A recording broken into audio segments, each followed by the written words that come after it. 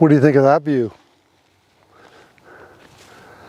Well, this is my last stop of the day because I got to get home. I've been running out in the highway now for quite a while. Anyhow, I got one last experience that I would like to share with you.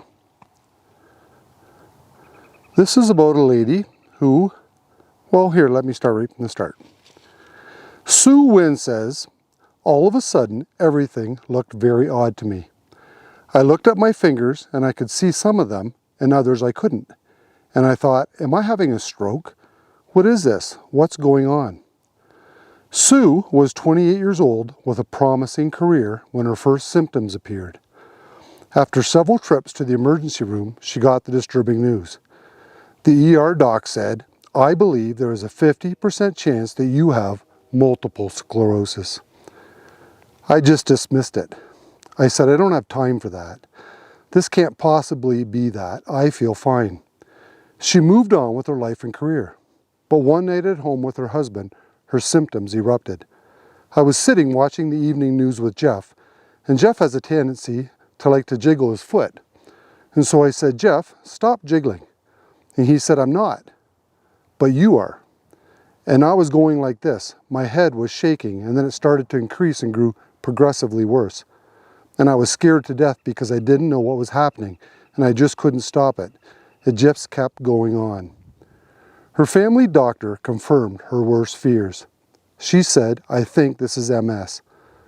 My breath just went completely out of me. I couldn't breathe. You know, I thought, how could this be?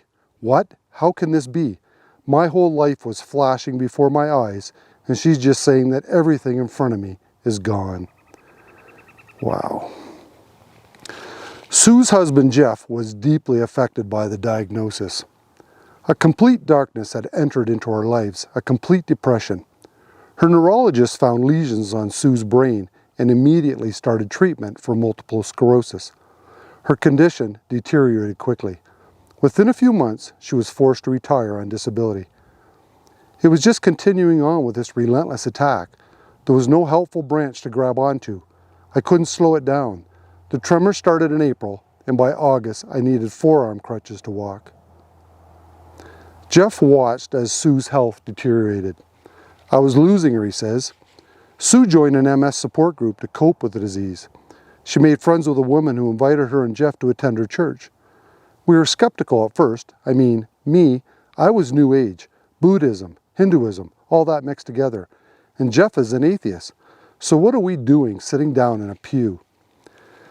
Jeff had his reasons for joining Sue in church. I was agreeing only because I thought it would distract her from the pain and agony of MS. But they were so nice to us, so we decided we wanted to go back again. Then we began to go back every Sunday. Sue remembers, it stirred us. We were being stirred. We were being touched by God. I found myself wanting to commit to Him. They met with the pastor to find out more. He took us through a membership class, and I learned about grace. And so we got up in front of the whole church and said, we believe Jesus Christ is the Son of God. It was a life-changing moment for us, completely life-changing. As Sue grew spiritually, her health continued to deteriorate.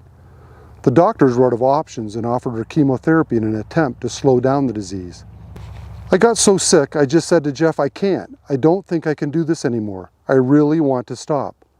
Within just a few weeks of stopping the chemotherapy, everything intensified. Everything went downhill. That was very difficult, a very difficult time. One Sunday, her pastor shocked the congregation. He was standing in the pulpit and said, I'm going to stick my head out. I've had a vision, and in it, Sue, you are healed. And I didn't believe healing was for today, and yet my face lit up and I smiled. Sue's doubt didn't stop her pastor. He began to meet with her and Jeff regularly for Bible study. He said the first thing we need to do is go to Hebrews 13:8. Read it out loud. The minute I said Jesus Christ is the same yesterday and today and forever, I was immediately convinced that I had limited God. I was saying He doesn't do that, and yet this word was telling me, oh yeah, He does. She began reading healing scriptures, and with each visit from their pastor, Sue's faith for her healing began to grow. I had faith, and I'm saying, oh yeah, Yeah, he's going to do it. I go to bed this one night in a wave of doubt. Who do you think you are? MS is incurable. You're fooling yourself. You're not worthy. On, and I was crushed. All my faith, it seemed, went right out the window. I heard in my heart, you are sinking in a sea of doubt. And I knew it was the Lord. I knew it was his voice. Sue went downstairs and read her Bible. All of a sudden, I felt a sensation that I had not felt before.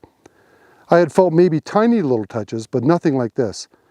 It was like oil was being poured on my head from the inside and was slowly diffusing down through everything, out to my fingertips, down to my toes, everything. And I knew that as it was happening, it was Jesus. And he was healing me. Everything wrong sat right, down throughout my body, and I knew I was healed. I woke up the next morning and I felt like I had been plugged into a supercharger. I'm like, there's power in me that I have never felt before. This is a whole new thing. Oh my goodness, what has happened? At her next visit to the neurologist, the doctor confirmed her miracle. He looked at my eyes first, and there was damage in my left eye that was visible with an ophthalmoscope, and it was gone. And he said, this is God. He tested my whole body, did all the usual neurological tests, and there was no evidence of any neurological problem. For more than a decade, Sue has now been free of MS.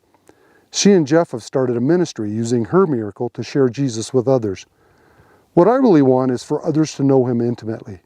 I pray that when I speak to them and when I give them my testimony, it makes them hungry and that they want to pursue God. They want to pursue God. He is endless, and what he does is endless, and with him, nothing is impossible. What a beautiful story. That's exactly what I'm trying to do with these videos that I make. I just want to inspire someone. I just want someone who feels like maybe there's no hope in the world, they're facing insurmountable obstacles, maybe sickness, financial, I don't know. But that's what I want. I just want one person to watch these videos and to get something from it. Maybe it gives them faith, maybe it gives them hope. Maybe it brings them to the Lord for the first time. That would be so wonderful. But that's my goal. Anyhow, I'm going to do a little pan around for you, and then I am going to hit the road. Thank you very much for coming along with me today. I've had a great time, and may God continue to bless you and yours. So, this is just a beautiful area. That's my favorite mountain. I don't know if you remember, but I told you one day I was out here. I don't know what it is about that, but that mountain is just so beautiful to me. And then the range continues, and then we have the trees in front of us, so I can't see much from there on in. I got a nice little stream running alongside of me here. It's beautiful. Got my bear spray because it's that time of year. Anyhow, thank you very much. Hope you enjoyed everything. Have a wonderful day. Bye now.